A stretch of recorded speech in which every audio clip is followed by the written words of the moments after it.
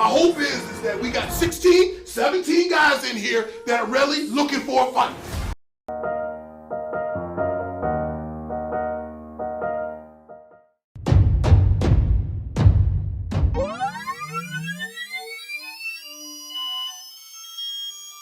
Hey guys, welcome back to Keith's Hot Takes. And on today's show, me and my guy Ruff from Time Out Sports, we're going to preview the big showdown this weekend between Duke and North Carolina. The first time that they're going to meet in the NCAA tournament. So Ruff, how you doing today, brother? Going pretty good. One more day.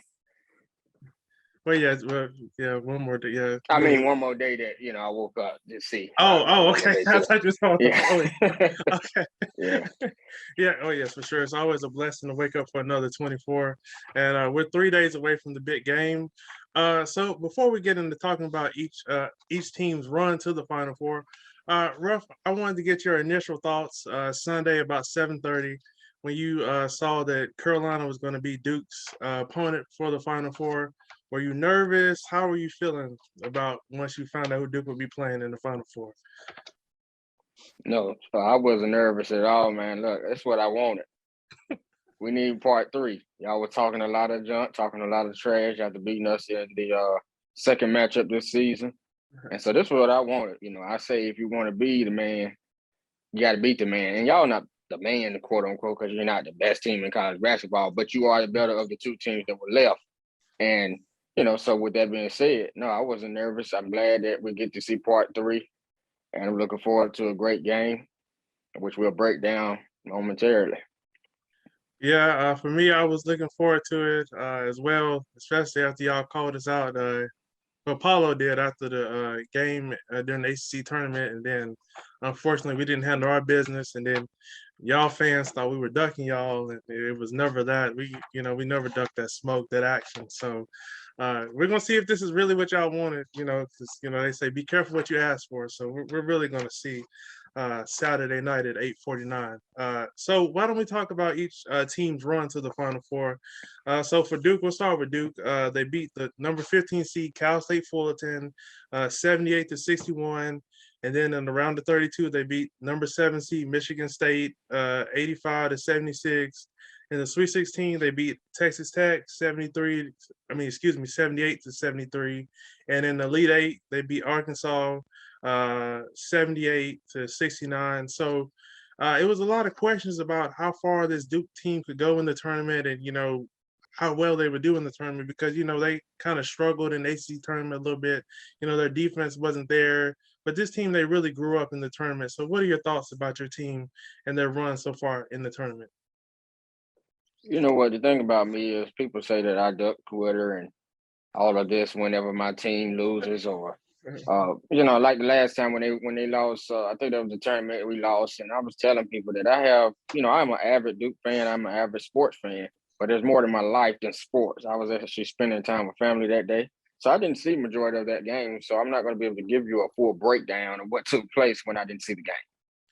With that being said, Duke, like you said, they have been playing a lot better. They still starting off too slow for my liking.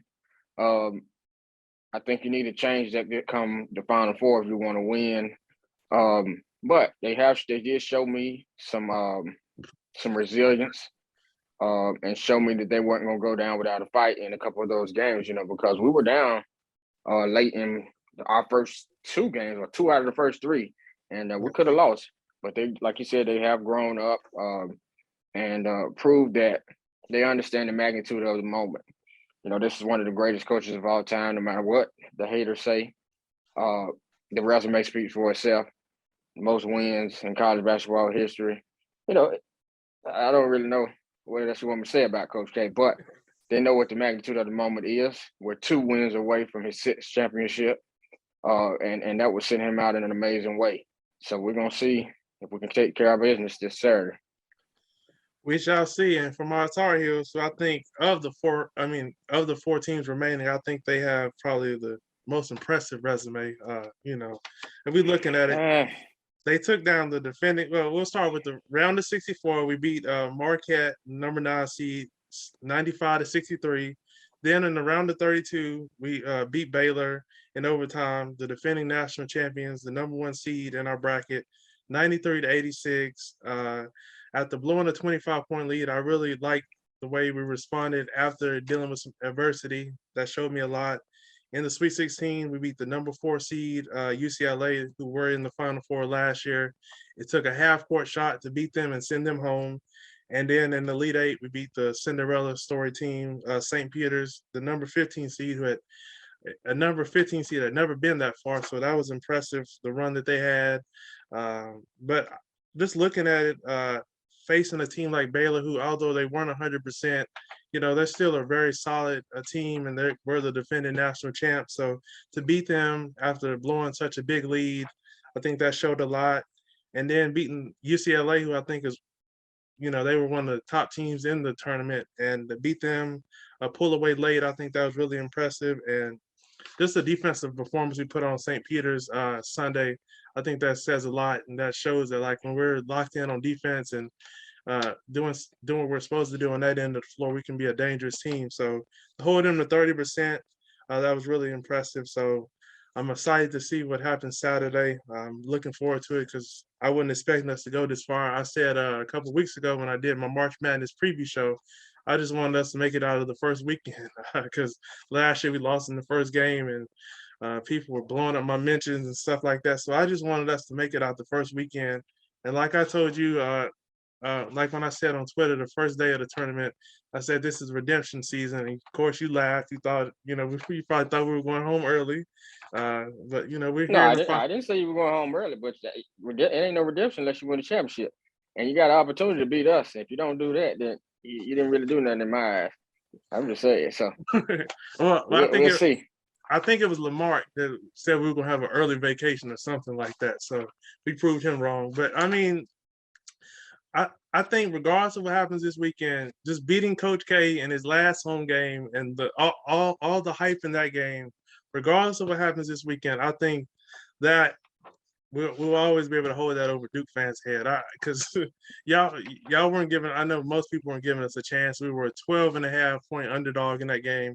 I think Sunday the line started at 4.5 favorites for Duke. It probably may go up and down throughout the week. So we have to see.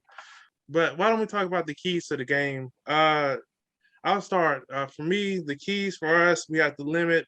Well, I think we can let Paulo go off, but I think if you can't let Mark Williams go off, you can't let Jeremy Roach, who's been playing really well. He's averaging 12.5 points per game during the tournament. AJ Griffin, you really just can't let Paulo's supporting cast go off because Duke is on another level where Mark Williams is, dominating the game inside. Whenever Wendell Moore, shows up and he has a big game, y'all usually are a different team. So I really think, for one, we're gonna have to limit the supporting cast for Duke, and then two, I think we need to continue our heart shooting. Caleb Love and Brady Manick from outside, they've been killing it. Brady Manick, he's been on another level for most of the tournament. He struggled against UCLA, but every other games he's mostly been on fire. And yeah, our guard play, whenever our guards play good, we're usually hard to beat. And then finally, Armando Bacot dominating inside, can't get in foul trouble. The first game he got in foul trouble. He was a little too amped up for the game, and he got in foul trouble, and we weren't the same team. So if he can dominate inside, try to pick up some fouls on Mark Williams, who's averaging 4 blocks in the tournament. He's been on another level during the tournament. It's crazy. So if he can get him in foul trouble, I think that'll help us. And I don't think Duke is the same team without Mark Williams on the floor, and we're the same way. We're not the same without Armando on the floor. So if Armando can get him in foul trouble, and like I said, we just can't let Paulo's supporting cast go off, especially Jeremy Roach, he's really, found himself in the tournament. He's been playing really well. So I think that's the keys for us to get a win Saturday. So what do you think the keys are going to be for Duke? One thing I have to say is Caleb Love. You talked about how hot he's been. He's not been hot like that. I mean, he's had good games, but he's hot and cold. Just like last game. I mean, he was 2 for 10 and like 6 for 17, which is not good. But you didn't need him to be great that game because of your opponent. I mean, and you talked about how good a God. defense y'all played. I'm just saying, you talked about how good a defense y'all played. I think I'm not trying to say you didn't play defense, but that was more about your opponent's offense. I'm talking about they missed 15 layups in that game. I've never seen nothing like it in my life. Layups at the rim, point blank shots. They just came back to reality. And Yeah, you talked about, 15 seed, they had a good run, but we know that that's what happens with March Madness. You can have a good run if you get hot and have 2 good games, 3 good games, 4 good games. But at some point, more times than not, you're gonna come back to life. And St. Peter's is not a great team. It's just not. I mean, your body of work is 35 games says that you were the 15 seed. Now back to topic. Keys to the game. This is what I was in a space the other night and I talked about this. I'm gonna start with what we need to do to y'all for us to win. To the Duke keys to the game against Carolina defensively, I think force Caleb Love to take contested shots. Not these open threes that he's been getting some. Don't let him get in a rhythm. If he hits 2, 3 in a row, then you might have your work cut out. yes, sir. Force Leaky Black to be a scorer because defense is his calling card. I think Paolo, and I'm going kind of to offense. I think Paolo needs to attack. I love it when I see Paolo understand that, yes, I can make a 3, but that should be my last resort. Attack the rim, play in the post, try to get you all in foul trouble. Like you said, man it, get him in foul trouble, get Baycott in foul trouble. Get in the bonus, get to the free throw line. That will help us. Then when you're talking about other keys that came for Duke offensively, I talked about it the other night before our last game. Trevor Keels and AJ Griffin. I said if they score 20 plus, Duke will win. They scored 27.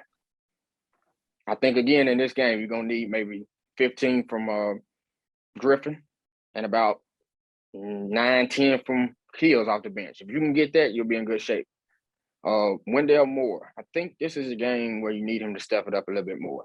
He's been somebody that's giving you free throws, giving you the clutch free throws in the end of the game, but he's not doing nothing pretty much but hovering around 9, 10 points. Why not have 18 to 20 in this game and let Carolina know that I'm the veteran on this team. I'm going to help lead this team to victory. I think you need that to happen. We talked about Mark Williams. You don't need nothing special from him offensively. If he can get you that 12 to 14 points a game, he's been getting you off dunks and some free throws. But you need that. You need those rebounds. We need 9, 10, 11, 12 rebounds. 3 or 4 blocks, like you said. You need to man that paint. Make things tough for Carolina. If these things that I'm talking about happen, man, you're going to be in good shape. And the last thing I would say is Jeremy Roach, like you said, he's grown a lot this last month. Grown in his confidence, in his playmaking, in his shot creation. If you can get some positive things from him, they're gonna be in good shape. Those are my keys to the game. Like I said, man, can't wait. Looking forward to it. Yes, sir. To kind of respond to some of the things you said, Caleb Love, he's kind of a streaky shooter. He's going to get the ball up a lot. So his percentage probably won't look good, but if you let him get in the rhythm, he's going to take a lot of shots, and he's going to really, like, if his shot is going in, he's really going to guard his man. And you were talking about Wendell Moore. He scored in double figures in the first game against North Carolina, and Duke won. He didn't score in double figures in the second game, and Duke lost. So maybe that'd be really interesting to watch. And you were talking about Mark Williams maybe picking up fouls on Baycott. That's one thing I noticed. Like when Mondo gets like maybe a foul or 2, he'll start to like give up baskets at the rim because he knows we don't have another big on our roster. Unfortunately, Dawson Garcia had to step away from the team to deal with some family issues, so we don't have another big on the roster. So Armando's our only big on the roster, so he kind of has to give up baskets. He probably would want to, contest. If he didn't have fouls. And AJ Griffin, you said he needs to have a big game. I expect him to be pretty quiet because Leaky Black is going to be on him, and Leaky's defensive performances in the tournament speak for themselves. He's locked up everybody he's been put on in the tournament. Ju Jang was hitting some tough shots. I mean, nothing you can do about that. You put a hand up, you play great defense. But other than that, he's putting everybody else in jail. I mean, numbers. So what is your projection for AJ Griffin on Saturday? I could see him getting maybe 8 to 10 points, but he's gonna be struggling. I'm telling you. I'm telling you. No, I mean, I think if he only scores 8 to 10, we probably lose. Probably. I think again, like I said, I think he needs 14, 15 points, somewhere around there. And you were talking about uh Mark Williams. I didn't necessarily say Mark Williams drawing fouls on Baycott because he's not really doing a whole lot but dunking it. He don't get the ball and kind of do a whole lot of moves. I like was talking Baycott. Yeah. Paolo. Okay. Paolo has to get down there and use his speed and agility to have Baycott guessing and then get him out of position and make him foul. That's what I was talking about on that. One thing that I forgot to mention, can somebody guard Manic? In He's both of the games, he's yeah. been getting he's having these great games. And a lot of the shots are open. You Yeah. have to keep a hand in his face. How's he so open? It's every game. I don't understand what the defense are doing. Like after 5-6 games, the dude show you that he can shoot. Play defense. Stay with him, hand in his face consistently. But what Duke does sometimes they try to double in the post or even doubling on the guards, and it leaves Manic open. No, we need to stay tight on Manic. And I think if they do that, they'll be in good shape. Yeah, one more thing. I think what makes it so hard for North Carolina's opponents is we've had a different leading scorer in all 4 of our tournament games so far. So you never know who's going to eat that night. You know, we just feed the hot hand and let them do their thing. So it's really going to be hard to game plan for, who's going to be the leader for us Saturday night. I think that what makes us so dangerous. And last time we played, we had 4 guys score 20 points. So, like you said, if they can make Leaky Black take shots, I think that could work to Duke's advantage because he's really not looking to score on offense. He's looking to facilitate, rebound, do the dirty work. So you were talking about kills off the bench. I think we're gonna need somebody off our bench to come in. If it's not offense, just helping out on defense, I think that would be huge. Because Kills is going to come off the bench, and he's a sharpshooter, so we're going to need somebody, to play good defense on him. And if our bench can outplay Duke's bench, I think that'll help us as well. So why don't we? Y'all do a lot of trashing. Y'all do a lot of trashing Theo John. Y'all fans like to have fun and say he's not talented and all this and that. And he's not one of our better players. But in here lately, last 2 games, he's given us great energy off the bench. He's blocked some shots. He's taken up for Mark. And if he can do that, if he can make Mark Williams be able to have those comfortable rests, 2 minutes here, 2.5 minutes here, 2 minutes here. If he could just get some breathers and Mark and the play not go down too much when you're talking about Theo John, that'll be big for us. So like I said, man, and you were talking about that last game, y'all had 4 people score 20. I'm not too worried about that. I'm just not. Yeah, Because when you watch that rare. game, That's rare. I'm just telling you, because Duke just did not defend that day. I couldn't explain it, but they did not defend. Their intensity, their communication, it was not there. They've been playing a lot better defense in this tournament, and I feel good about our chances. If Duke plays their A game, Carolina plays their A game, Duke is a better team. And I feel good about that. I don't know about all that, but we're getting ready to talk Come about on that. now. But you The did bring record up says what it says. But you did bring up Theo John, and I know a lot of our fans they don't like him because of some of the things he said about Caleb Love. I can't repeat them on the air, but he's said some reportedly some really awful things about Caleb Love that like I said, I can't repeat on the air, and our fans think he's a fake tough guy. So I think that's why they don't like him. I don't know about that one. I don't think your fans would really want to run up against him, but I mean, a lot of people that call people fake tough guys are the ones that really want move no furniture. But we'll move on from that. No furniture. Yeah.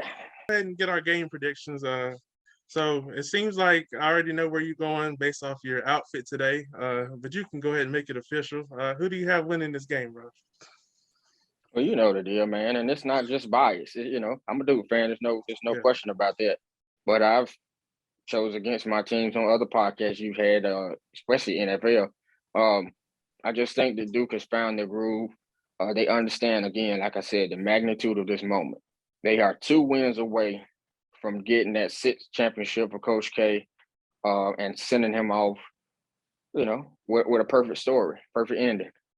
So I think that Duke will win, I'm going to say 79 to 72. Okay. Well, for me, I'm rocking with my boys. I ain't come on here to pick no Duke or nothing like that. Regardless of my fandom for North Carolina, I think we're gonna put Mark Williams in the pick and roll like we did in that second game, and we're gonna terrorize him. We're gonna make him unplayable. We're gonna make Coach K have to go small because we killing him in that pick and roll. I expect our guys to keep playing well. Even if Duke, they probably gonna come out looking for blood, after we ruined Coach K's last home game. But we just gotta weather the early storm, and just lock in on defense. I forget which one of our guys said this yesterday during the press conferences before we leave for New Orleans today. But they were saying we can't, just guard one on one. We gotta play team defense, help out, be really active in the passing lanes and stuff like that. And I think if Armando Bacot keeps putting up the numbers he's putting up in the tournament and dominating in the paint, Brady Manning keeps shooting the ball like he's shooting, and we get great guard play from Caleb Love and R.J. Davis. I think we'll beat Duke. I'm thinking 72 to 68. I'm going a little lower score because I think it's going to be a really good game, and I think it's going to be a better defense played in this matchup than the first two games because each of the first two games, one of the teams went over 80 points. I don't think it's going to get that high this game. I think it's going to be lower scoring. And I think North Carolina's going to continue this magical run that they're on, and I think they're going to get to the national championship game. So who do you have Duke playing in the national championship game, Villanova or Kansas?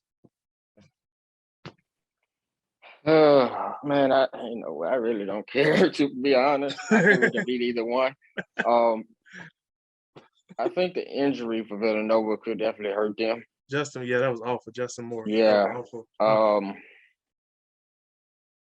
I hadn't even gave that too much thought, to be honest with you. I'm gonna go Kansas, like I said. I just because of that, I think they're gonna miss their young man that's hurt for them. Yeah, Justin Moore. And yeah, I think Kansas is who we'll end up facing.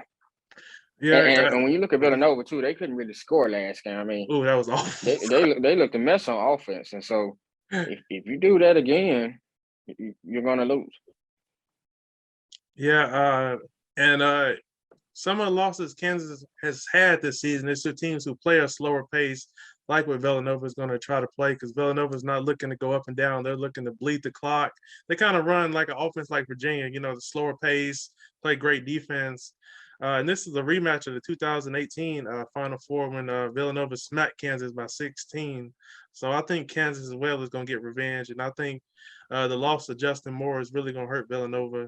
I know they still have Gillespie and Samuels, but I think losing Justin Moore, who was averaging about 14 points, I think that's going to be a big blow for them, considering how they already struggle to score on offense at times. So I think it'd be Kansas and North Carolina in the national championship game, and I think we're going to win it all because the last two times we went to New Orleans, we came home with a championship. So, I don't expect nothing different this time. And something's got to give because the last two times Duke has made the Final Four, they've made the championship. And the last two times North Carolina has made the Final Four, they've made the championship game. So something's got to give. So we have to see. If you want to go ahead and shout out your platforms and stuff, and if you got any big announcements you want to break on the show, you can, my guy. We're slow and steady, man. Slow and steady, trying to make these connections. We're working on some deals, business wise. So just hoping that some stuff comes through soon. But as far as the social medias, you can find me Timeout Sports 3 on Twitter. Again, at Timeout Sports 3, and sports is all caps. I can be found on Instagram with Timeout Sports page. It's Timeout Sports with 2 underscores. Timeout Sports with 2 underscores. And you may see my shirt. I don't know how clear it is, but this is a WNBA League Fit shirt that I run pages for, just highlighting the ladies in WNBA and their fashion and style. You can find us on Instagram, WNBA League Fits. You can find us on Twitter at Fits_WNBA. And, just follow those pages and interact with me. Make sure to check out my podcast on Spotify, iTunes, Timeout Sports Podcast.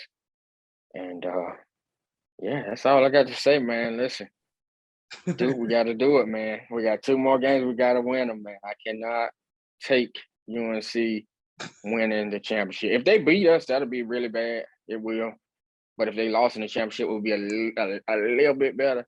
But if UNC beats us and wins the championship, You know, you're going to have to stay no, off Twitter. I can't put that in the atmosphere. I mean, it made me sick to my stomach last week after who'd y'all play? Y'all played Texas Tech, and it just felt like once y'all got over that hurdle, I feel like Duke was gonna win the national championship. It really hurt my stomach to type that because I wasn't expecting us to get past UCLA just because of how tough they are. But I was really happy, and now we got to send Coach K out the right way. It's only one way to send Coach K out for us UNC fans, and you know.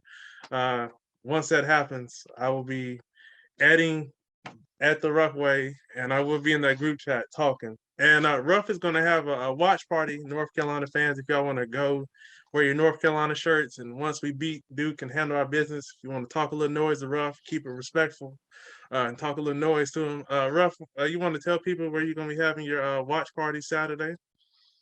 Yeah, it's something slight, man. You know, just wanted to get some people together, whoever support me and are free to come. And we're gonna be at Buffalo Wild Wings. Not necessarily even a party like that, you know, but it's just we'll get a couple tables and whoever comes. We'll watch the game, get you something to eat. And Get some wings but and watch Buffalo the beat Wild down. Wings, yeah, Buffalo Wild Wings at the Palladium, it's Summit Drive. So Ooh, yeah. It's nice. if you want to come out and check it out, man, and you know, hang out with me, that's where we'll be. And let's go Duke. You know, we can have that in the atmosphere on my show. But thank you again for joining the show, bros. This was fun, and we'll definitely be talking leading up to the game and probably during the game and afterwards. So look forward to it. Yes, sir.